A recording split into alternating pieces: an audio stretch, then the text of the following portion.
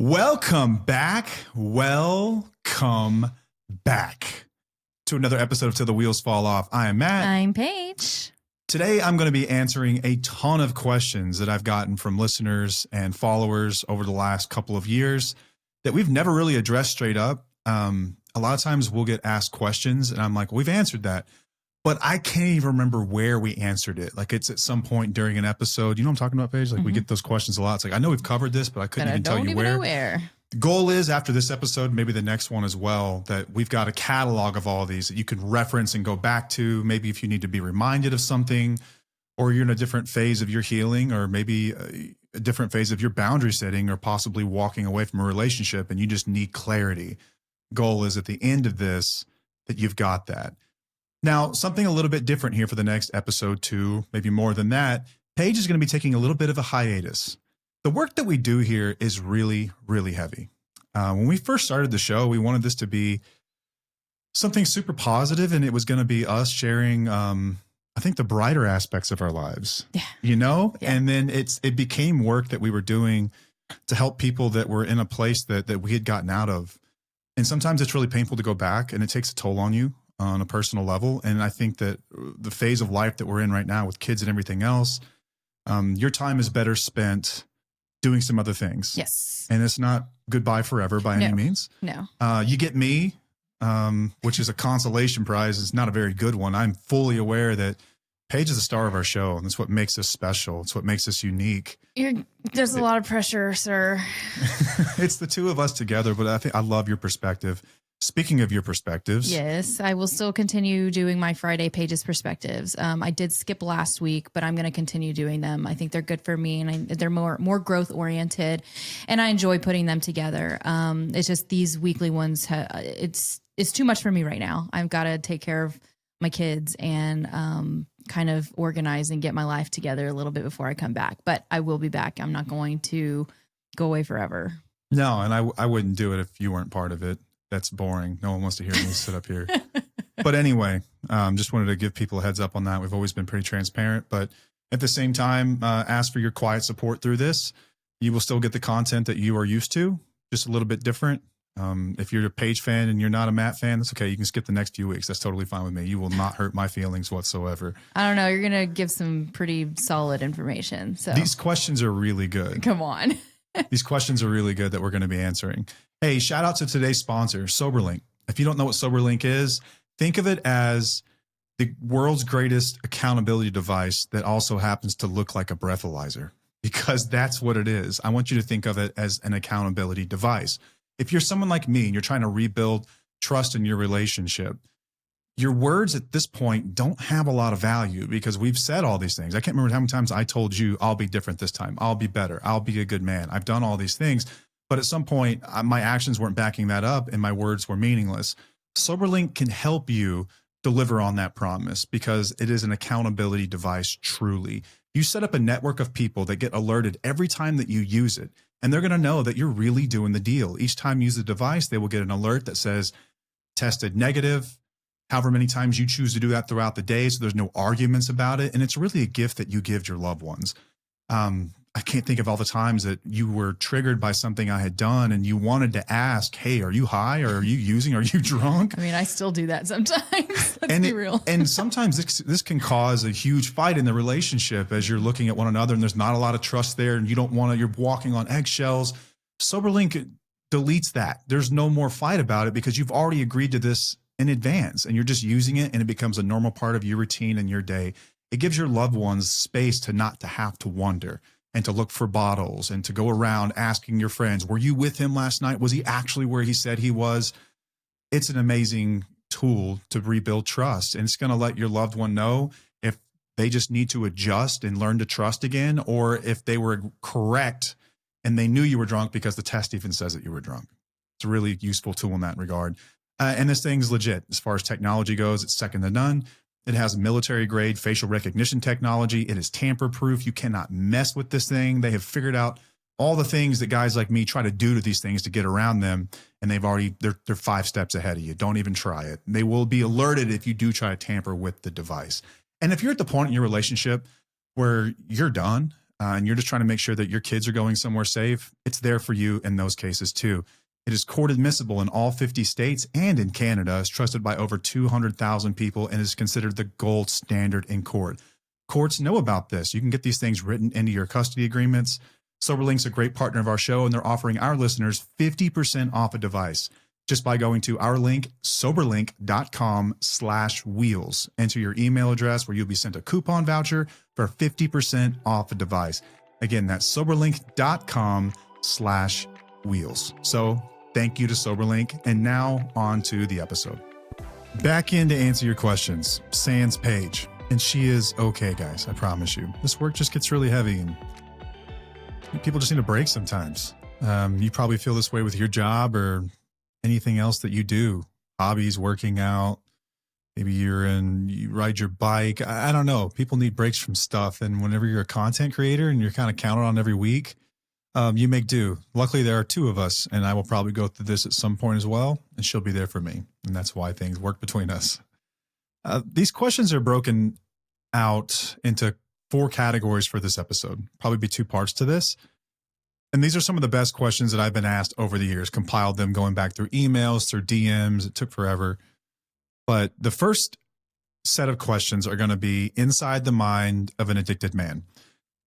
And I should preface all this by saying that I am obviously not your partner. I'm not your husband, your boyfriend. I'm a different guy. We are independent. One thing I do know, though, is that there are more similarities with people that struggle with addiction than not. And a lot of the stuff I say will probably be applicable. Some stuff may not. So take this with a grain of salt.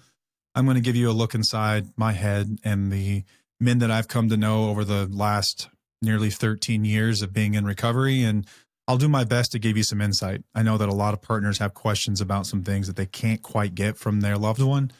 And hopefully I can be there to validate some of your thoughts, provide you some insight. Let's get this going. Let's see what it is. The first set of questions are going to be inside the mind of someone who's addicted.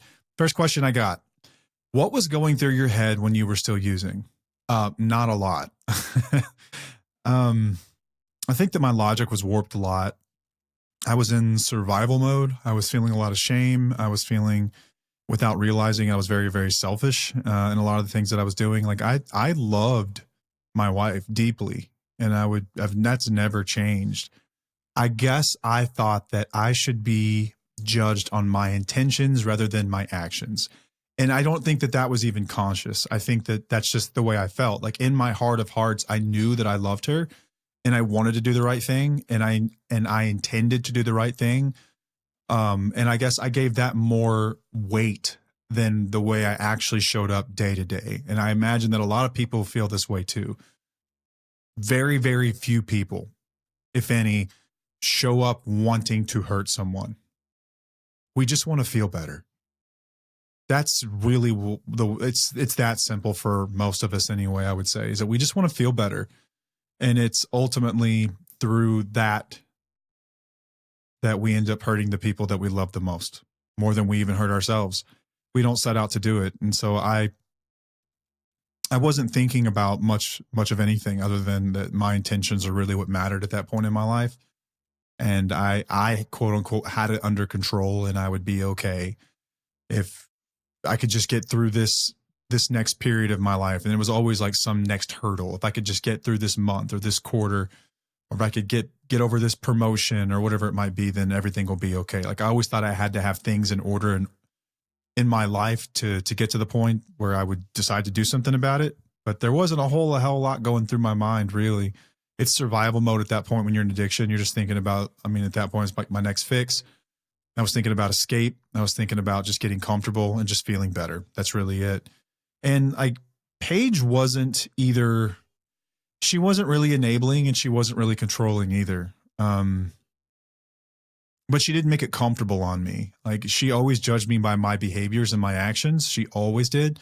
My intentions meant very little because I told her more times than I can count. I promise you one day I'll be a good man. I will be better. She's been so good about seeing the world clearly. And that's what I admire so much about her, is that she's always been able to just see through the bullshit and see through the smoke screen. And She also didn't, but I should also say she didn't like shame me and she didn't try to punish me. She was resolute in her values and where she stood and what she wanted in life and what we'd agreed to do in life together. And she was going to keep walking that path with or without me. And I think that I credit a lot of that with why I got sober. She never really tried to control me. She never shamed me too much. I should say that whenever I got disrespectful, there was plenty of, she fought back. Okay. She fought back. Don't get me wrong. But I just want wives to know, like, you can't love someone out of addiction. If that was that simple, no one would be addicted because it's not for lack of love. But I don't think that you need to become someone that you don't recognize in the process of doing that. And that's really, really tough to split sometimes. Next question. Did you love your wife while you were hurting her? This obviously came from someone desperately seeking answers that you're not enough, because this is how it feels to the loved ones, right? I must not be enough to get them to change. And I just want to give you the biggest hug in the world when I see this kind of thing, because it's not about that. It's not. We're just trying to feel better and not thinking clearly about who gets hurt in the process. We just don't really give a shit. We're not thinking that hard. We're not. You guys think about this way harder than we ever do, which does not make your feelings wrong. I don't mean to invalidate that for 1 second, because it probably does feel like he's trying to hurt me at this point. It must feel that way, especially after you've been lied to God knows how many times about all of this. I'll be better. I'll this time is different.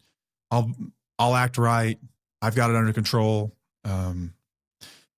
So I do think that there's love there. I just think it's a distorted version. Like, the way that I love her now compared to then is different. It is different. For those of you that have kids, you remember what you thought love was before you had kids? It's kind of like that. Like when you really, truly love something selflessly, where you're willing to give every part of yourself to that thing, to protect it, to make sure that it's okay. That's the kind of love I have for her now. It wasn't like that before. It was more selfish. And some of that's probably because we were younger. Man, I can't help but think that a large part of that's because we were younger. We were in our 20s, remember? 20s. Like, you're still kind of dumb in your 20s anyway. We weren't in our 40s or 50s, and I don't know if we would have made it out if we were, but I have seen couples get through it. It's just very, very few, because there's so much damage that's taken place in all those years. Like, we never fought one time about addiction through our 30s. Not once. It was a period of time in your 20s where you're trying to figure out shit anyway. You're kind of growing up. But yeah, I loved her, just not if I had to go back then, like, I wouldn't call that what I call love today, if that makes sense. It's totally different. Man, it's got to be so difficult on the other side of this. And I've kind of been through this too with family members, but I think having been through addiction, you see it differently because you know what they're going through. Just still doesn't make it okay. Doesn't make it okay. I just want you to know that's not malicious, if that makes sense at all. Don't mistake malice for what is the saying? Oh my God, it's Hanlon's razor, I believe. Don't attribute to malice what can be explained through incompetence. I think that's it. I think it's Hanlon's razor. If not, correct me on that, please. But it's incompetence. It's not malice. It's just incompetence. It's a distorted version of love. And I think in those moments, like, what I would tell anyone is that more than anything in those moments, that you need someone to show up for you. And sometimes that person, the only person that can do that is you, because they're just incapable. They're just incapable of love the way that you understand love and the way that you see love clearly. And man, Paige never weaponized the addiction against me either. I don't brag on her enough through this. Like, we've been kind of shocked going through this process. I think this is why this is also difficult at times, is because we only really knew ourselves, and then over the years we've gotten to know all of you and your stories, and we hear from you people, and like through our Independently Strong course, we've gotten to really know, like, intimately what your lives look like. And it's heavy, man. And I think that oftentimes we don't feel like we should be the people who have voices for everyone. Like, I feel like at times, like, who the hell are we? Like, why are we the ones with the microphones? Like, there's certainly got to be more qualified people out there for this. Because we never got to the point where she was just like petty and angry all the time. We didn't get to that point. She never weaponized it against me. She held boundaries, but she did it without cruelty. And I just can't help but wonder if when couples get to the point where there's contempt for one another, can you come back from that?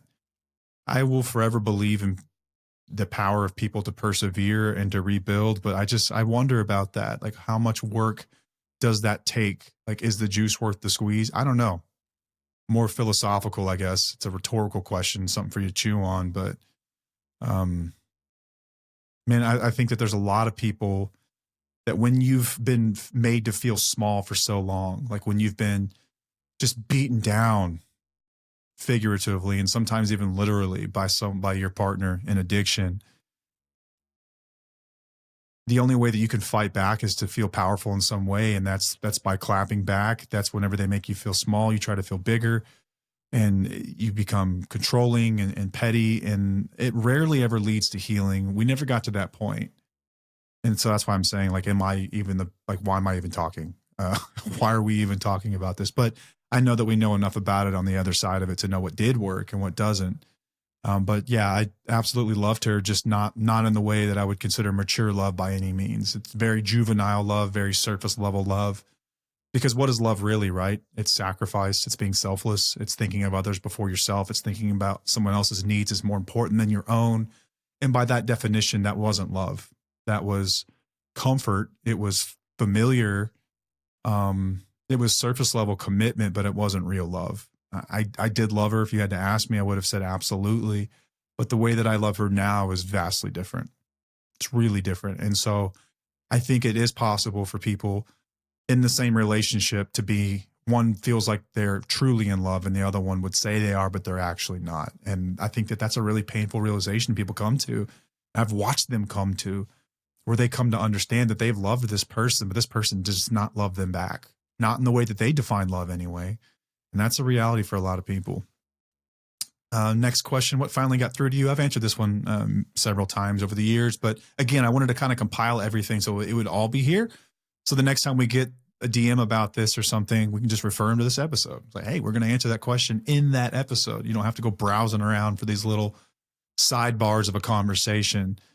It wasn't a perfect speech, or it wasn't a perfect boundary or anything like that. It was, I guess it was the loss of access to her softness, that side of her that I loved so much and adored, that fun, vulnerable softness that she had.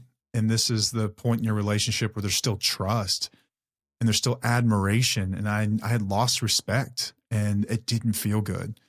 It did not feel good. I took that as, holy shit, like this has gotten serious. I could just look in her eyes.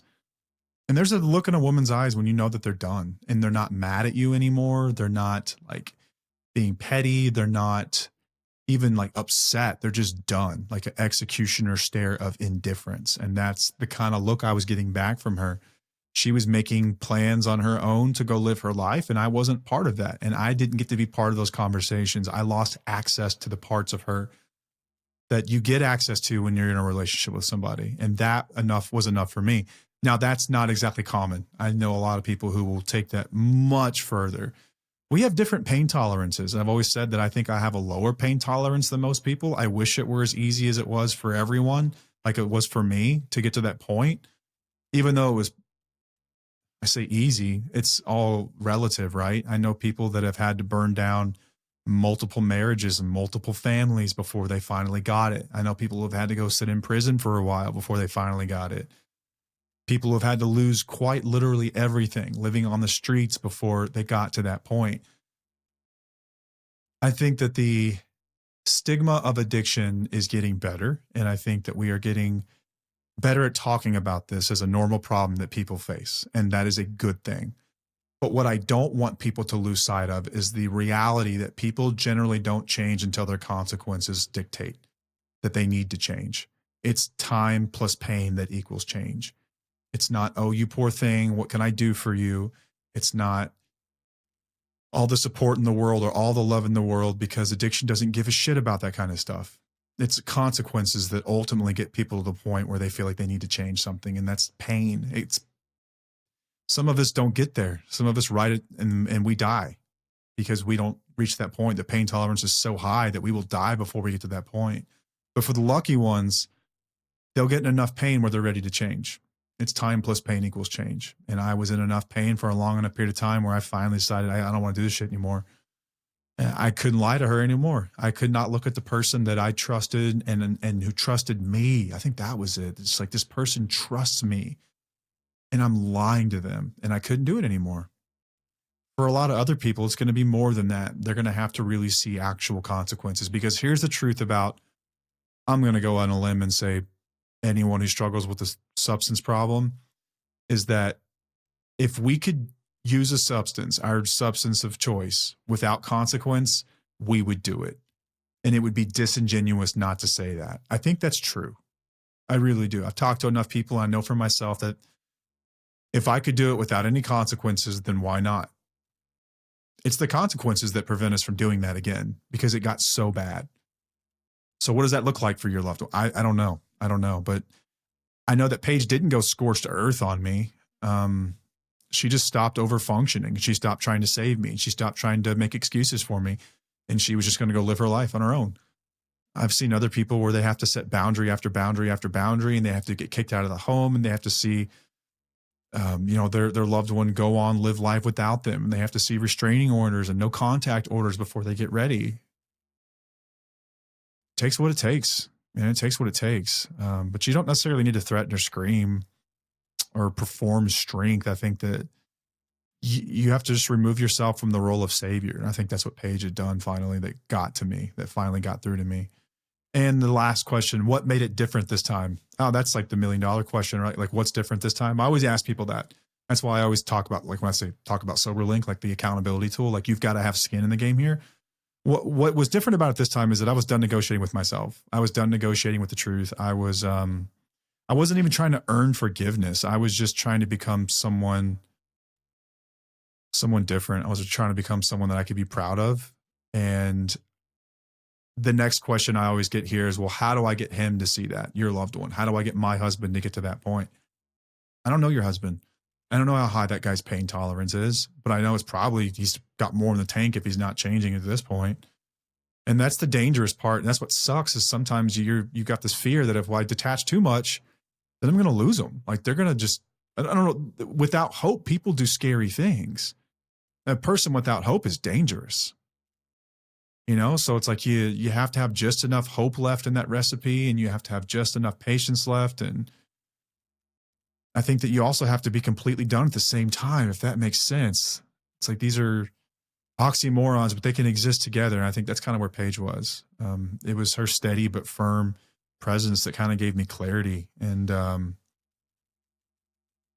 I became willing to do anything it took to not be the man that I was anymore. That's what did it for me. And that's truly what we mean when we say that you have to want it for yourself, because your sobriety can't be contingent on anybody else, like your wife or your girlfriend or whoever, fiance. It can't be contingent on that, because those are just people, and people change, and she could fall in love with someone else. And then what? Then I go back to being the guy that I used to be. Like, that's contingent sobriety. You're really not doing it for the right reasons, and it's not going to be lasting and fulfilling that way. It's always going to be contingent on how that person sees you and how they respond to you and what you get from them and how much sex you're having and all this stuff that we used to measure. Like, am I worth it? You have to be worth it to yourself. So people have to get to the point where they're so fucking sick and tired of themselves, they're willing to do anything to change and to be better. And they'll hear hope from somebody and they'll follow that path, whatever that might be. That's ultimately what makes it different for people when they finally reach that point. But there is no magic phrase to use. I would have given it to you guys by now that would get someone there. But I know that you could try things that could have one of two outcomes, right? You could try what Paige did. And if you do that, you could get someone to see the error of their ways and to really get serious about changing. Worst case scenario, at least you're going to be okay and your children will be okay. And it becomes about survival at this point. We're going to have Annie, the safe parent, on soon. If you don't follow her, please go check out her IG, Annie, the safe parent, all one word. Annie's got an amazing story about what it means to save yourself and how dangerous it can be to live with someone who was abusive, emotionally abusive or psychologically abusive or physically abusive, because alcoholism and addiction, these are abusive actions. Whether or not you might just think you're hurting yourself, but you're not. You're hurting other people around you, sometimes far worse than you're actually hurting yourself. And at some point, it can drive those people to dark places where they don't want to be here anymore. And they have a better chance than we do at being there for the kids and being the safe parent. So at some point you do kind of have to choose. It's a shitty situation to be in. It's really, really tough. But that's my answer. Okay, section 2. These questions are about what real change actually looks like. This one I do think I can talk on pretty confidently about what change actually looks like. So this is a pretty common question. What's the difference between real recovery and quote unquote dry drunk? A lot of people hate that term. Just call it what it is, right? Emotional immaturity. I think that's fair, right? Real recovery is kind of the opposite of that. People who are quote unquote dry drunk are going to be controlling, defensive, reactive. They're still operating from that like primal midbrain place, very immature. Recovery is about humility. It's about openness. It's about a willingness to look inward in all things and see how we've played a part in whatever trouble we found ourselves in. I think that you're not going to be able to just put a substance down and get into recovery. It is the work of recovery that makes you part of recovery. And that is truly looking at yourself and saying, how did I get here? What thoughts took place in my mind, in my past that led me to this point? Why am I impossible to be in a relationship with? Why do I fight about everything? Why do I argue about everything? Why does everything always have to be my way? Why can't I see other people as having emotions and ideas and feelings that are as real as mine? Why do I invalidate the people around me? Like, these are questions you have to really be genuinely asking yourself if you're going to have a good relationship after addiction. Most of the time, people in addiction aren't thinking like this. They're just not. And so what you'll get when someone just stops is someone who's just an asshole. Like, they've removed the substance, but nothing else has changed, which is why we will always say it's the behaviors, not the substance. You can sit there and blame the substance all day, every day, but how come when you put it down, you're just as miserable, if not more? Because now we've taken away your pacifier. Now you have no way to cover for all this shit that you've never really dealt with. Your emotional immaturity, your lack of empathy, your inability to be a present partner, parent, to be an equal partner in your relationship and a participant in your life. This shit comes with recovery. That's real recovery. And you can skin that cat any way you want. There are different ways to go about it, but that's what recovery is. Just stopping the substance is just usually going to get you someone who's just irritable and they're just angry because you've taken away their pacifier and they're really not thinking about, well, what would life look like without the pacifier if I could be happy too? That's when you have to start asking yourself the tough questions. And Paige always knew the difference here, man. She always knew the difference. I don't know how. She's so wise. And I don't know how she saw it from the beginning, but she did. She could always see it so clearly. She never confused not drinking with just being healthy. It was always about the behaviors with her. She didn't care about the substances. She cared about the behaviors. And I think that makes sense too. We know plenty of people in our lives who drink, but they're not an asshole. They're not selfish. They're okay. They don't think about drinking that much. Addiction is generally a symptom of something else. We know this. It is a symptom. It is not the problem. It is the symptom. Don't make it the problem. It is a problem, but it is not the problem. So I think that real recovery is looking inward and figuring out why we are the way we are, the nature of us, accepting that about ourselves, and then being willing to work towards something better. And just stopping, like just being sober is not a replacement for that. Next question. What effort that I made showed her that I was serious? I think from the very get-go, even when I was in treatment, I was super engaged with the treatment process. I was very open and willing to trying this new way of life. I had seen it work for other people, and I was incredibly enthusiastic that I could figure this out too. If you're lucky, you will have this magical thought as you're watching someone who has beat this thing and they're happy and they're living useful lives and their kids enjoy being around them and their wives are crazy about them. And you're like, holy shit, that guy figured it out. He found a way out. And you have my friend Steve puts it so beautifully. He's like, he had these two super powerful thoughts. One, what would my life look like if this actually worked? And then he went through that thought exercise and he got really excited. And then he asked himself the amazing question, well, why not me? Why not me? And I, from the very beginning, was asking myself that question, why not me? I'm a Red Sox fan. I grew up a Rangers fan, but I became a Red Sox fan because the New York Yankees in the 90s were amazing. And they used to come to town every summer if the Rangers happened to make the playoffs, and they would just beat the dog crap out of them. And so I learned the best way to dislike the Yankees would be to love the Red Sox. And so I just picked up their rivals, and I've been a fan ever since. But in 2004, the Red Sox ended an 86-year curse of not having a World Series title. And that was their motto that year, was like, why not us? Like, curse, no curse, all these ghosts that follow us around every postseason. Like, why not us? Like, what rule book is there that says that we're not allowed to win this thing, that we can't be happy, that we can't reach the promised land? And I think you kind of have to ask yourself that same question. And so I was really, really relentless about that, and very, very consistent about that and pursuing that life. And so when I got out, I was told, like, hey, dude, you need to go to an IOP program. And I had just been in treatment for 30 days. I had no interest in doing another 90 in IOP. And it was a huge time commitment. It was like 3 hours a night. You know, we had a 9-month-old daughter at home. I wanted to go home, and I just wanted to live a normal life. I wanted to just kind of, I don't know, I thought I would just coast on what I'd learned in treatment, but I was relentless. And I think that made her feel more comfortable that I was willing to do that. And I was actually willing to do that. This wasn't performative. And I went through 90 days of IOP, and every night that I was in an IOP, I was going to a 12-step meeting, and I had a sponsor, and I was working through the material with him. I would stay at his house sometime until, you know, he had kids, I had kids, and the only time we could get together was like late at night. It'd be like 9 o'clock when I would get over there, and he'd be putting his kids down, and then we would be up on his patio till sometimes 2 a.m.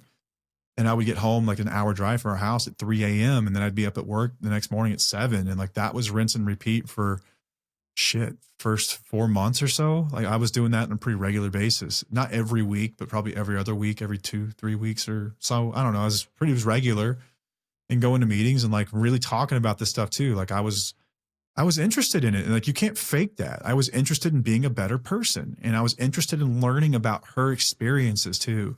I was really interested in that. Like, I became obsessed with being a better man. I became obsessed with being a better person, about what growth looked like. And I stayed humble to the whole deal. I've never once felt like I was better than anyone else. 13 years later, I'm no better than the person in your life that's still using. I'm just a guy who has a little more experience on the other side, but like, our nature is the same. And I have always believed that. And I've always just been, I don't know, down to earth about it, never cocky. I think that Paige appreciated that. And like I said, it wasn't performative, but it made her feel secure to know that, like, oh shit, he's taking this seriously. Like, he's actually honoring my experiences here and what I had to go through. And I think that made her feel good. And another thing, I don't brag on Paige enough, but dude, she was always so supportive of it too. And that's why I say that contempt can be such a dangerous thing for a relationship. Neck hurts. Or a marriage, because when I would come home from meetings, she was still interested in knowing what I was learning. She was interested in recovery. She was interested in what we could become. She was excited about our future. We didn't feel like it was over. And I don't know if you come back from it once you both kind of know it's over. Maybe you like delay the inevitable for a while, but she was really supportive, and she couldn't fake that either. I would come home and we would talk for hours about this epiphany that I had just had about how selfish I really am, and like, holy shit, and I am so sorry. And I cannot believe I acted that way. And like, we're really connecting as we're seeing each other. And I'm being vulnerable with her, and she's being vulnerable with me. And that requires a level of trust that you can't fake. And we were just on the same page. And I think that made her know that that let her know I was really serious about all this. And that's why I always say, like, that's the standard that I would like to set for guys out there that are trying to do this deal. I know that it works. I know that works. Are there other paths that work? Maybe, but how do you make someone feel really safe about their decision to give you another shot? That's the way. That's the way. But Paige always acknowledged my effort, and I would implore anyone who is actually trying to rebuild this thing and you really do still think that there's a chance you could be happy and there's not too much pain, like acknowledge each other's efforts. At the very least, do that. Like, when did saying thank you or I appreciate you or I see you or like that must be really tough and I'm proud of you, when did that become like, when did that go out of style? Being nice to each other, man. I don't know if it ever should. But I understand contempt and the where it comes from, and I get that. But shit, man, I know that a huge motivator for me was knowing that like there was a positive reinforcement loop there whenever I would come home and after a late night meeting, and yeah, she would have to sacrifice more time and without me there. And we had a 9-month-old little girl at home, and that's a lot. That's a lot. And she had some way to put that aside for a moment and to hold space for this journey that I was on. And it chokes me up thinking about it. How she did that, I don't know, man, but it meant everything to me. It did. And I think that you just have to have enough patience left for that to happen. I don't think that you can fake that. And I think there is a such thing as being done. Next question. How do you rebuild trust when you broke it? Well, I never asked for it. I never begged for it. I never told her that I deserved it or that I was owed it. I think it was just one uncomfortable conversation and one new action at a time, over time. It's these little tiny drops of liquid into the bucket of trust that fills it back up. You know, it's lost and you can pour out a bucket so fast, but to fill it up drop by drop takes years. And I think that you just do it little by little by slow. It doesn't happen all at once. And I think that we would love for it to work that way. That's just not the way it works. It's little by slow. We rebuild trust. And I think it was also possible because like Paige definitely said her piece more than a few times. Like she would let me know when something I had done like was fresh on her mind, and she would let me know how that hurt. She would let me know that she was struggling too. She would let me know. And that was hard to hear, but I needed to hear it, man. That's necessary pain. You got to be ready to fucking deal with that. Like, come on. Like, you have to be able to hear that kind of stuff from people at the very least. But she wasn't dragging the past into every single moment. And this is, again, where I think that contempt comes up. But she also didn't pretend like stuff never happened either. Like, we didn't pretend like I didn't lie for years. And she was like, she would let me know in moments when I was doing the right thing. And all that does is just make me want to do it more, you know? But she would also let me know that there was still work to be done. And she was just so good about working the two. And I don't think that she was doing it intentionally. I think that she's just such a sweet person, just by her very nature. She's so trusting and kind. And she gave me the benefit of the doubt. And then again, this was my first time in rehab. This was my first time coming clean with this.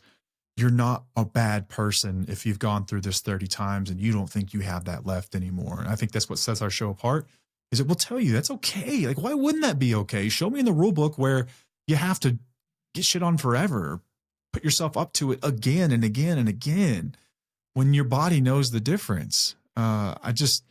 Trust doesn't necessarily mean that you're just going to be naive again. It just means that you're building new data based on new behavior. And I guess you give yourself permission to do that, if that makes sense. But you have to be willing to pull that too when you see the opposite. It's just it's a fine line, I guess. Next question. This is a good one. I actually didn't know how to answer it earlier. Let's see if I can do it. What does accountability actually look like day to day? That's a good question. I think early on it was actually, you know what? Maybe not even early. I think this might be the answer. Catching my own bad habits before she did. Calling myself on my shit before she did. So if your loved one is doing this, that's a good start, I would say. But if you're still having to catch them all the time, they're not looking at themselves hard enough, in my estimation anyway. No one's going to be perfect at this. Like, you won't either, listener. But I think that's a hallmark of someone that's really trying to show up and be accountable. Is they're catching themselves before you do. And this could look like something extremely mundane, like me committing to being a more equitable partner in our home with either raising our kids and taking more of that on, or dealing with simple things like the trash. And it could be like me walking in and going through the motions that I'm used to, which is like throwing my bag down and sitting on the couch. And before I realize it, Paige is already mad because she's holding a screaming toddler. The trash can is full. And it's me jumping up and saying, shit, I'm sorry. Bad habit. Let me grab her, or let me take the trash out first and then I'll grab her. And it's like catching myself before she yelled at me. I would call myself on it. Like, I totally see what you're saying. And it's like rebuilding those little things over time takes time. Rebuilding bad habits doesn't happen like overnight. But I think that to her was like, oh, he gets it. Like, that's new. He said it before I had to. Or if you don't want to say it, I didn't sit here and have to hold this resentment that this MFer isn't trying, and like text my friend that he's still a shithead. Like, I didn't give her that option. I did it myself. I'm going to call myself on my shit before you will have to call me. And I made a real concerted effort to do that. And I would also allow her to say whatever she needed to say. Like, I allowed her to heal on her terms and on her timeline. I never asked that she forgive me. I never asked that she forget things or not talk about certain things or not bring certain things up because it brought me shame. Ever. We had an open floor where she could say whatever she needed to say, and I was there to be there to hear it and to understand it deeper. And it helped me in a lot of ways really understand how badly I'd hurt people. And that pain helped me from going back to the way I used to be. And it also brought us closer as a couple where I could really start to empathize with what I'd put her through and what that must have been like living with me. And it made me appreciate her that much more, and our marriage and relationship that much more, and the gift that she was giving me and giving me another shot. That's accountability too, as someone who's allowing you to share your experience openly without getting defensive or, yeah, but you did this if you weren't this way, or if you didn't say this, or I never did that ever. And like, even when I would screw things up, like, she didn't rub my face in it. But she didn't let me know it was okay. Like, she didn't pretend it was okay either. She would just like calmly and firmly treat me like an adult and allow me to respond and trust that I would respond the right way. And most of the time I did, not every time. And I don't brag on her enough for that, man. She handled it like a pro. She really did. And I don't, Paige didn't need me to be perfect. I don't think she ever needed me to be perfect. I think she just needed honesty. And I think that was the biggest piece of it, was the honesty. And that's what made it safe enough to move forward, was having that honesty. Like, I have not told her a lie since April 11th, 2013, when I lied about the money that had come out of the ATM machine in Las Vegas. That's the last time I lied to my wife about anything. And she knows that. I can't lie anymore. And she knows that because I've lied. I've told the truth about things that it'd have been easier to lie about. It really would have. We even had a therapist tell us at one point, like, maybe there's some things you don't need to tell your wife. And I'm like, I don't like that. I'm just going to keep doing what I'm doing. If that means that I get yelled at or she's mad at me, then so be it. But I'm not lying. I just will not do it. And that's what accountability looks like on the day to day. It's calling myself on stuff. And I think, like, with my program, I never put her in a position where she was having to babysit it or anything. I was very consistent with that. I was working on it. I was telling her, like, that she was always involved in it sort of with me. As I learned something, I would talk to her about it. As she learned something, I would listen. And so we were growing together and we held space for one another. But there was always a topic that was discussed. And so I don't think there's only been a handful of times where I've come home and had like a bad day. And she'll, like, she doesn't do this anymore, but she would like look back at me and she's like, when's the last time you went to a meeting? And that's her way of saying, you should probably do something about this, because I sense there's something much deeper going on inside of you that kind of concerns me. And you could make us all feel a little more assured if you would just go to a meeting. And like, that was her way of saying that. And I knew what that meant. And there's been a couple of times she's had to remind me, like, hey, dude, you got a program to work. You should do that because you're a lot more enjoyable when you do. But that's kind of how we built accountability. I think it's just catching myself, like calling myself on my shit before you have to. It's just easier that way and helps build trust with people too. Okay. The next set of questions, there's 3 of them. This is advice for wives who are waiting. This is probably the majority of our listeners. And this is a loaded question that I'm kind of afraid to answer, but I'm just going to be honest, like I am with Paige and everyone else in my life. I'm just going to be honest. Is it worth waiting for a man to change? Rarely. Rarely. I think that age matters. I think that we generally are more apt to change the younger we are. I find that when people are older, they are more set in their ways and they are more reluctant to change. I think that you can also go through enough bad times together that the good times just aren't really worth it anymore. There can be stuff that happens that is so traumatic in your relationship that you can probably never really get past. And so you have to decide if that's the kind of happy you want, or do you just want to try something else? But is it worth waiting? I think it depends. Is this person changing, or are they just promising to change? I think that's a huge difference too. Are they actually changing and you're just waiting to see like this finished product, or are they just promising to change? If someone's just promising to change, what is that? That's nothing. That's nothing. That's like people who say the check's in the mail. You know, I've had customers tell me that a million times. That check never arrives. I think that in rare circumstances, is it worth waiting for? And I would not have answered this question that way when we first started our show. I would say absolutely, it's worth it. But I have come to understand that there are less dudes that do what I did, and there are more dudes that do the opposite, and they make life a literal living hell for people. And I have had to watch what spouses go through on the other side of this in the worst forms. And I don't know how you could ever come back from that. Would I wait for that personally? Nope. I know that Paige wouldn't either. I think that we were young. We had a lot more good times in our past than bad. And I think that we were both in a stage in our lives where we were kind of growing up anyway. If I'm like in my 40s or 50s and it's been bad for 20 years, am I going to wait on someone's promise? Personally, no, I will not. Like, that is nuts. Like, what does the pattern say, right? That's just my take. Just mine. Maybe that makes me a monster. I don't know. I don't think so. I think that just makes me honest. I think that that's just the truth of this thing, is that very few people are going to actually do the work to change. Very few people. Many more are going to performatively change. Many more are going to promise to change. Many more are going to give a short-lived, half-ass effort, but to actually change the way that you deserve, that would rebuild this thing, very few will do it. They're out there. Don't get me wrong. I hope you know the difference. Hope you know what to look for as we kind of talk through this. But like, Paige wasn't even going to wait forever. And our story wasn't as bad as a lot of them that I've heard. She made decisions, though, based on evidence. And I think that's kind of what you have to do at some point. Decisions based on your own safety. And you are not a bad person for holding on for somebody. I will say that too. I don't mean to demean or make anyone feel like they're an idiot. You're not wrong for that. That's, you just don't need to stay if you're just going to bleed out slowly. I think you just have to recognize that. All right. Next question, kind of similar to one earlier, but how do you know when he's serious? Okay. Is he open to feedback? That's a good question. Is he open to feedback?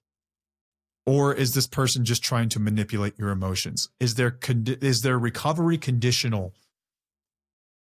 And is it conditional on things like sex or intimacy? That can be a big one too. Are they only willing to change to the degree that you are willing to change? Is another one that that's a red flag. It's the red flag guy from TikTok around here. You ever seen that guy? It's hilarious. Get him one around here. But Paige never got pulled into like, he's trying, quote unquote. It's like, when you know that the trying's not real. And I think that you know the difference. If you're asking the question, then it's probably not real, because you just know. You know when someone's being real, like when you're being sold. You know them better than I know them. You know what real change looks like. You're going to see pretty drastic changes. It's extreme. It's not just like little bullshit here and there. Like, you're all in or you're not. And I would just look for ownership without having to prompt them. I would, and it's not about perfection either, but I just don't think that you have to really babysit it when you know it's real. Next one. What do you say to the woman that's holding it all together? Man, this is $1 million question. I should have thought about this harder. I can't believe I wrote this one down. Didn't really make notes on it. God, man, this is why our show exists. And we didn't think it would. We didn't think this would be the point of it all, the whole purpose of what we do here until the wheels fall off. But it's become that. I have met some of the most amazing, strong people that I've ever known in my entire life in the last 3 years. I've come to know you people, most of you women, and how strong you are. And I mean that. The things that you've endured, and you still managed to get up out of bed and put yourself together and put one foot in front of the other and carry on, is the most admirable thing I've ever seen in my life. You're so strong, but you shouldn't have to be this strong. I think you carry so much and with so little help, and you've never made excuses. You've just asked for help. And that's not too much to ask, man. My fear has always been that our listeners and people who are holding on are going to lose their spark and their light. Like, that scares me so bad, because there's just so much beauty in so many of you. And I'm just always been scared that you're going to lose your innocence and your vulnerability and your spunk, and the world would be a darker place if you did. I would just encourage that you hold on to that in some way, if that's even fair to ask. I don't know if it is. But you're never alone when you're with us. You're never alone when you're part of our Facebook community or Independently Strong. And this is a great time to plug Independently Strong. If you don't know what that is, Paige and I built a course with a licensed therapist, Dr. Christopher Taylor. And it walks you through the process of reclaiming yourself. One of the number one things that people feel when they find us is like, I feel heard for the first time. And there used to be this person inside of me, and I don't know where they went, and I'm scared, and I don't know how to get them back. For so long, I've been holding on. I've been in survival mode, and I don't know where she went. In our course, it is part of it's going to talk about the relationship itself, and it's going to kind of run you through. A lot of people don't think it's bad as it really is. And so we're going to do an inventory of your relationship, and you are going to come to some truths that you maybe not have wanted to look at before, but you're going to do it safely. You're going to do it with us and other people that are going through it. We're going to walk you through what addiction is, what it isn't, what real recovery looks like, what are boundaries, how do you set those things, how do you hold those things, what's an appropriate boundary. We're going to talk about self-care and how to recenter your focus to yourself, to your children, to your immediate family, to the things that really truly bring you joy. And at the end of it, our goal is not that you leave a relationship. Our goal is not that you just stay together. Our goal is that you make a choice from a place of surety and strength and not fear. That's our goal. We've got community meetings that meet once a week. Paige and I, if not both of us, one of us are usually part of those. So you get access to us, kind of get to spend like an hour and a half or so with us. Typically they're an hour, but they go over a lot. And we're totally cool with that. It's fun. We love our Independently Strong crowd. And you can get 75% off that course if you go to our website, twfo.com, and click on program. You will find it and put in the discount code Wheelies75 and get 75% off that course. But it's made for the woman that's holding it all together, and man too. We have plenty of men that are working through it, and they're finding themselves again. And part of it's through the actual course itself, which the program we believe in wholly. We built it with a licensed therapist. So it's, we have a clinical architect that helped us build this thing. So it's not just us spewing bullcrap that we think. He vetted it and he's renowned and he knows what he's doing, and he's a true professional. And then it's got our take on things. And Paige is the majority of the program. I have like 1 or 2 sections in there, but it's amazing. It's amazing, but it's really made for the person that's holding it all together and they're not really sure what to make of themselves anymore, or what they look like at the end of this deal. I think that if someone's not building with you, it's okay to let it fall apart. I think that there's a time and a place to hold on for dear life and to be there with someone through, in sickness and in health and all the vows and stuff that are oftentimes weaponized. But there's a time and a place for that. there's also a time and a place to take care of yourself. And you know when you've hit that point when you don't know what else to do and you have to look at alternatives. And that's what the course is there for. And we've found people that have found their way as a couple to be stronger than they ever imagined in working through this stuff together. We also have people that were able to leave a relationship and they've never been happier. It is what you make of it, because the point of it is so that you can reclaim yourself and identify what your values are. So you're living a life of your choosing and you're not just living by the whims of someone else and the whatever they decide to do that day. But man, my heart goes out to every single listener and every single woman that reaches out, and as they're holding this all together, and men too, fewer of them. You guys are out there and I see you. You're just the minority. Doesn't mean that you're any less. I'm just saying, usually talking to women here. You guys are amazing and you've taught me so much, and I think we've found our purpose in a lot of ways. Like, you guys deserve a voice, and we will be that voice for you. When you can't be that voice for yourselves, we will be there for you. We will fight for you. We will continue to speak for what is right. I will continue to hold men accountable and to try to get them on the path of right, whatever that looks like for them. I just want you to know that you're not alone. You are not alone through this. You have us, you have other people going through it, and it's okay. And you're not alone. And you don't have to feel shame for the situation that you're in. You are deeply loved and admired. And I think that you're awesome, every one of you. All right, last section here. Section 4, male immaturity and emotional growth. Again, I'm not sure why I'm the expert on this. I don't know. It's kind of scary. I don't think that I'm qualified for this, but I'm going to give it my best. Why are so many men emotionally mature? That is a loaded question. And I can give you probably several different answers in a rambling statement. I think that a lot of men especially from my generation, maybe a little bit older too, I think there's this like mama boy syndrome, these mama's boys that were brought up to think that women exist to serve them, and they don't know how to have a real relationship with the woman that's not sort of transactional, where it's like, I give you something and then you give me something, whether that's like I provide for the home financially and then you sleep with me whenever I want you to. I don't think that there's a lot of men that really look at women as like, God, human doesn't sound right, but that's almost the word I want to use, like as like another person that deserves the same respect and admiration, and if not more than anyone else in their life. I think that for a lot of us, though, I think it was never really modeled. I don't think that it was really modeled. I love the show Ted Lasso. And if you're a guy listening to this and you've never seen the show, watch it. I think it's got more healthy examples of masculinity, in my opinion, than anything I've ever seen on TV.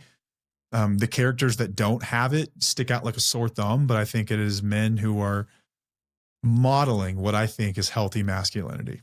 And I think that there are a lot of men who are emotionally mature because it was never modeled and they were able to get away with it. They were raised by a generation of women and men who didn't exhibit any of that sort of thing. I think that they think that their job is to be a protector and a provider, and it stops with that. I think that what it means to be a man has evolved tremendously, and we just haven't done a good job at keeping up. I don't think we've held each other accountable. I don't think that our fathers and mothers and elders have really held us accountable. I don't think that media holds us accountable. I think that we just get away with a lot of shit, and like people seem to be okay with the status quo, or they want to go back to the way that things used to be, as opposed to kind of evolving. And like, no one's trying to take your manhood from you. They're just asking you to do more. And like, I think that's great. I think it's amazing. But I think that vulnerability was taught as weakness for a lot of men. And so to be vulnerable, they never did. When you're younger, you're not allowed to cry. Boys don't cry. You get slapped around and made fun of and teased for crying. Not to say that we have feelings like everyone else does, sometimes bigger than you guys. Women, I mean. We just don't know how to express them. And you bottle that shit up and it expresses itself in violence and anger or addiction or any number of things, but it's not really, it's not okayed at a young age. And I think that that's a problem. But immaturity is not your cross to bear, you, the listener. I think that it's his job. It was my job to grow the fuck up, to put it bluntly. I think that so many men struggle with being emotionally mature, and they've got their excuses, but I've seen every one of them. I have seen it enough times where I have to believe it to be true for some, that it has been used as a weapon against them when they did open up. Like they did open up to say a woman who was also immature, and they used it against them. They made fun of them. They teased them about opening up about something that they were scared about, whether that meant they were jealous about something, if they were scared about something, if they didn't know how to handle something and they felt depressed or they felt weak, insecure, any number of things. Like, these are normal human emotions, and everyone should be allowed to have them and discuss them with someone who's safe. And if that person's not your spouse, what are we doing here? So don't weaponize that stuff against people. It's tough to open up as it is, but it is not women's job to raise us. I think that us men need to do a better job at holding one another accountable, and also celebrating when we do see men displaying some kind of emotional maturity. And I plan to do that. I'm trying to do that with some of my new content. I'm doing my absolute best to try to bring guys in a way that's not corny or hokey or preacher like, and just let them know, like, bro, I'm just like you. I know how you're feeling. I went through the same shit, and here's how I dealt with it. But it's rampant, man. There's so many guys that struggle with this. There's so many guys that kind of like the status quo of the way that things used to be, where there's like this power imbalance where like men were more powerful and women were less. And that's just not the way that things work anymore, or should ever have worked. Like, men and women are obviously different. The only people that disagree with that are sociologists, but like, we're different.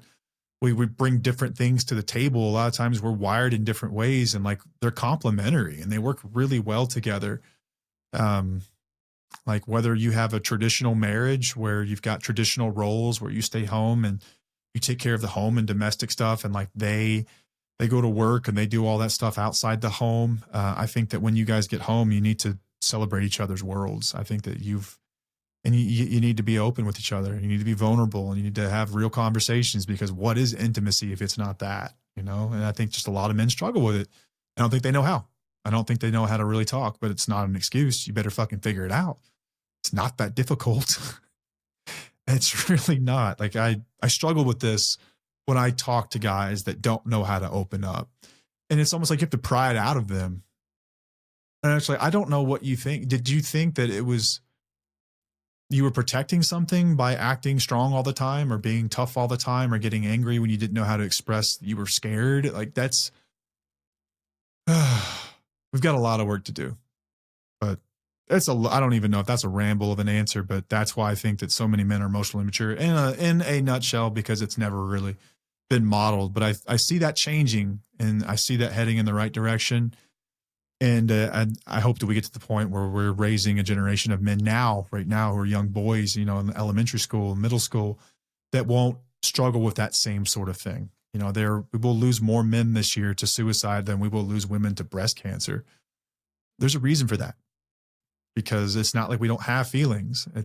We don't know how to express them, and we don't feel safe when we do. And it's not the world's job to make sure that we feel safe. It's up to us to know that we matter enough to be able to speak up for ourselves and advocate for ourselves, and know where to turn, and know that there's going to be another guy there or another woman there who will listen to you. I just don't know when we got so far away from that. It's like, I think there are a lot of guys who get so tied up in this protector role that they act like they don't have any problems. And we do have problems. I think a lot of guys also really struggle with, and I get this one too. We don't want to be a burden to anyone. We don't want to burden anybody. Like, we are supposed to be invisible in a lot of ways. We're supposed to keep our mouth shut and just provide and be stoic and quiet and let our wives make most of the decisions. And I think the danger in doing that is, like, that's just not the way that humans are wired. Like, that's a false role that we've kind of put ourselves into, but there's nothing real about that. We need to know it's okay to speak up, open up, talk, and that's going to take a long time to fix. But things are changing, man. There's a great book called Of Boys and Men. Richard Reeves wrote it. I encourage any guy to read this, or any woman even. Talks about like what's going on with men, like what's up. And Reeves has got a bunch of great appearances on podcasts and things like that where he talks about it. He's an advocate for men's mental health. Yeah, like I think that so many dudes struggle with thinking that they need to be the rock all the time. You don't want to be a burden to anyone else, and you're supposed to take on other people's burdens. You're not supposed to burden them, but like that's not dude, it's just not realistic. Like, you're going to have issues like everyone else. This is a tough world we live in, man. And we need to be there for each other. So, hey, if you're a guy and you're struggling and you don't know who to talk to and you feel like you could reach out to me, do it, man. I'm there for you. Matt, M-A-T-T at twfocouple.com. Be happy to have a convo with you. Lend an ear, let you know that you're not crazy for feeling the way you feel at the very least. All right. So next question. Sorry, I got off on that one too far.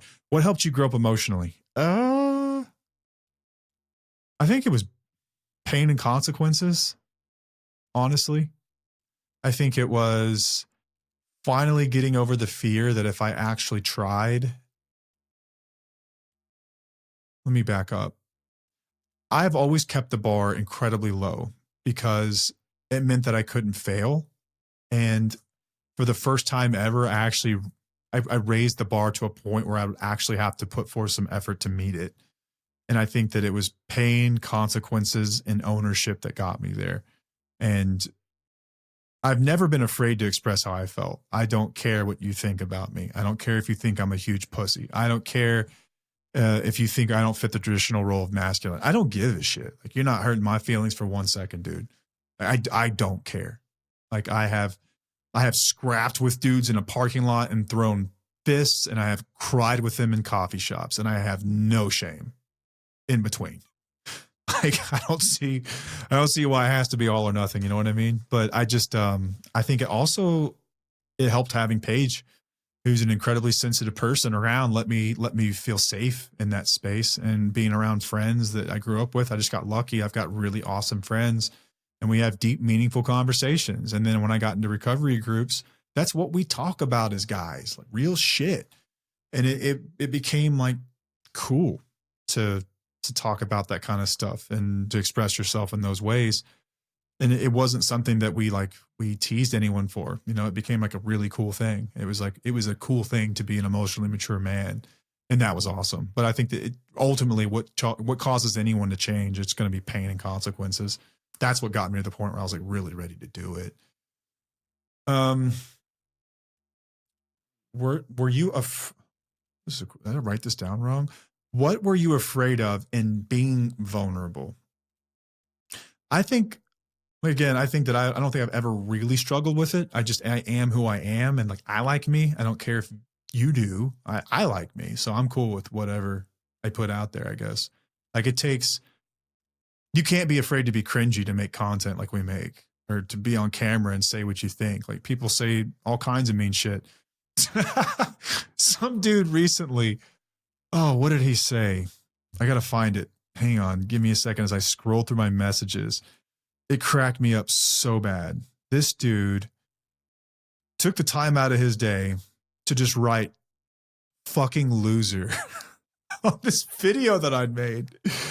And like, I don't care, man. Like, I crack up at the fact that some dude took time out of his day. Like, I got under his skin and triggered him so bad that he wrote that message, and that I didn't lose sleep over it. I don't care. Like, I don't care. I think that part of that has just kind of always been in me. But I think what I see more from my friends and other people in recovery is you feel like you're going to lose respect in some ways from other men and women too, that you're going to look weak, or that you're going to be abandoned, because if they knew who you really were and what was really going on with you, then they wouldn't want anything to do with you. No one in my life has ever made me feel pathetic for opening up, and I will forever be grateful for that. Truly, I will. And I hope that you would never feel like that, or you would treat anyone else like that. I think our listeners are better than that. You're not the people. I think if people feel like they can't safely be themselves or say what they need to say, then that's when bad shit happens. You know, I think that happens to spouses and partners. And that's why our show and our community, our free Facebook community, is important, because you get to do that kind of stuff and you don't have to feel pathetic for it. People get it. You're in the land of nodding heads as everyone understands what you're going through. But I think that having Paige around to let me do that safely was huge. Like, she thinks it's attractive. She actually thinks it's attractive that I can balance, like, I can come in sweaty and dirty after fixing broken sprinkler head or something like that, and then come in and talk to our daughter about her dance class and like technique, and how she struggled and she cried because she couldn't get this part, and I'm listening to her. Like, she thinks that is the most attractive thing in the world, that I can walk between those two worlds. And I think that every guy can. And I don't think that, like, there's no rule book that says you can't. That's what being a man is now, I think, in 2025. It's being able to skirt those two things. Like, don't lose what makes you a guy. Like, we like to get dirty and play fight and do all that kind of shit. That's just who we are. And there's no rule book that says you can't still be those things and also be this emotionally engaged person either. I think that knowing more men like that and being around them made it cooler for me. And like, I think that removed a lot of the fear that was there in those early days of being vulnerable. But I think that if you're a wife on the other side of this and you've got someone who's trying to open up, just be soft with them, be kind, be considerate, understand it's a tough thing. Don't be cruel about it. Doesn't mean you can't be honest, but don't be cruel. And if you're a guy trying to open up, like, there's a right and a wrong way to go about this too. Like, if you're going to open up, make it about you, not them. I see a lot of guys who try to get open and vulnerable, and it's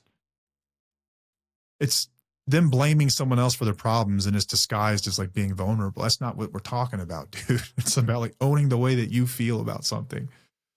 Okay. Last one here. What does healthy masculinity look like now? So this was almost going to be like a totally separate show of its own. I think that masculinity's evolved so much. I really do. I think that what it was at one time is like this Neanderthal version of just like be strong and stoic and dome. Like, be ready to fight anyone that challenges you and never back down, and you're the man, so you're in charge and you're the leader. And I think all that's pretty much bullshit. I think that every person is different. I don't think that these are gendered attributes by any means. I know plenty of women who are amazing leaders, women that I would vote for, women that I would stand next to in war. I've met them all. I've come to know them through TUFO and even in my job. Like, I don't think those are gendered things. And I think that we need to do away with that. And just, I think that you can be strong without dominating other people. I think that there's a way to do that. I think that humility is a huge part of what I think it means to be a man, to be humble. And humility is not thinking less of yourself. It's just thinking of yourself less. And I think that any good quote unquote leader is doing that. I think that they're more concerned with the outcome, the more utilitarian thing. And that's what's best for the group, not just best for them. And I think that there are plenty of guys who think that they make policy, they make what's best for them. And that's just the way that things should be because they're a guy. And I think that's stupid. Show me where that came from. Right. And don't tell me it's biblical, because I just disagree, wholly disagree. And I will fight you on that all day long. That is bullshit. I have never been kicked out of any circle because I'm not masculine enough. And I can sit here and talk to you about the Stoics and poetry and recite all kinds of interesting literature. And that doesn't make me soft either. Dude, like, I will beat the shit out of you with the book of poetry.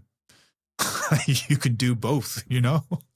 I think that, yeah, being a leader without any ego is a huge part of that. I think that you have to be able to be consistent without having applause. And that means doing things for the right reasons that you believe in, sticking by your values. I think that that's a huge part of being like a man, in my opinion. Like, I don't think that Paige ever needed a hero. She just needed a partner in life. And I think that's who I became.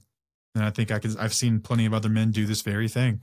I just left a meeting actually at a treatment center. I've been going up here for 11 years, volunteering like 3 or 4 times a month to help patients that are struggling, just give them hope that things can get better. And I go up there with this guy who looks like a fucking prison enforcer. Like, he like fits the definition of like what you think a man's man would look like. Like, he is jacked, man, jacked, huge guy. He could break someone in half in 2 seconds. He's a black belt in jiu-jitsu, covered in tats. He's a tough son of a bitch. And we sat there in front of a group of probably 50 people, and he broke into tears tonight talking about things. It doesn't mean that he still won't break you in half, but he's humble enough to know who he really is and what really moves him. And I think that that's a beautiful thing. I think that's what masculinity is to me. I don't even know if I love the term masculinity. Like, I know that men and women are different, but like, I think you just need to be you. And if you're a guy that happens to be masculine for you, I don't know why we have to try to work ourselves in these weird little boxes. It doesn't make any sense to me, but I don't know. Maybe that's just me on that. But I've been told by more than a few people that message needs to be out there more, and there aren't enough guys talking about this kind of stuff. And so I'm going to do my best to do that, because I know for a lot of guys, it is a battle to not know where you fit in anymore, because roles are changing. You know, women are going to school. They're getting into career fields they never have before. They're getting really high up on the executive ladder, and men kind of feel like they've been pushed out. And like, when there's also, there's like neo-feminist movement where they don't feel like that men have a purpose in society. And I don't think that that's true at all. I think that's ridiculous. I think I understand where that comes from, but I don't think it's true.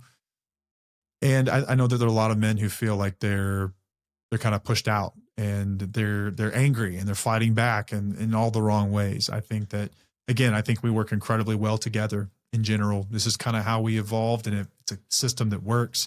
I think the social constructs that we've put around it have kind of fucked it up, because we've evolved faster than those constructs did. And so we just have to evolve with it.